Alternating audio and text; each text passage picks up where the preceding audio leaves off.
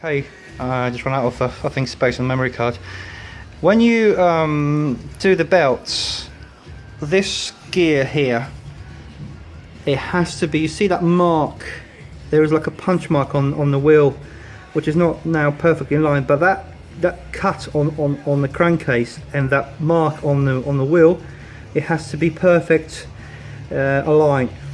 I really don't, you know, I have a tool to lock the crankshaft, so I'm not really going to be able to use that, but yeah, for someone who wants to do the belts without special tools, or just align these, and then obviously you have to, when you marked your cam gears, because as you can see, there is one mark here and one mark there, but the cams, they're locked in the same position both, so this could be confusing. But again, before changing the cam belt, I would mark everything, every wheel with one mark, two marks, and then you can't do mistake.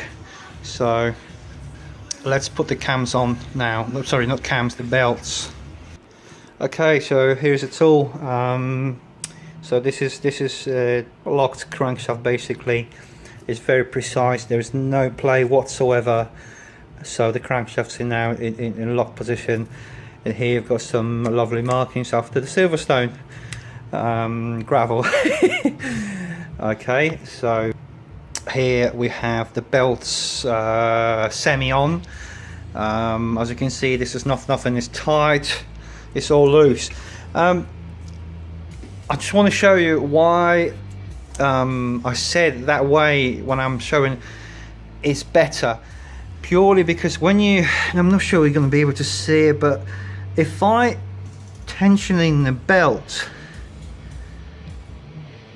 you can see the pulley moves slightly again, and you see it in the camshaft remains, you know, solid, it doesn't move. So you see that half a degree or 1 degree or whatever that is, that makes, and I think it's always more on the exhaust rather than the inlet cam, but that guarantees you, you know, really precise timing.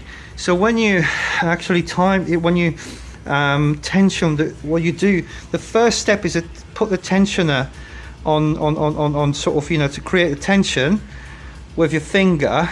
So then you're locking this nut here, and later you put the Torx bit here to keep them, because again they're still able to turn, so we have to lock them first because they will give us a false reading of tension of the belt.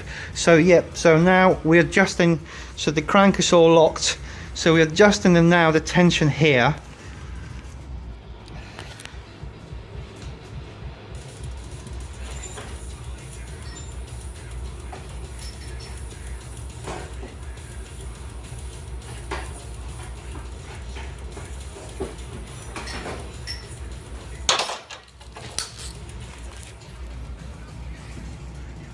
Okay, so the tension is all set up.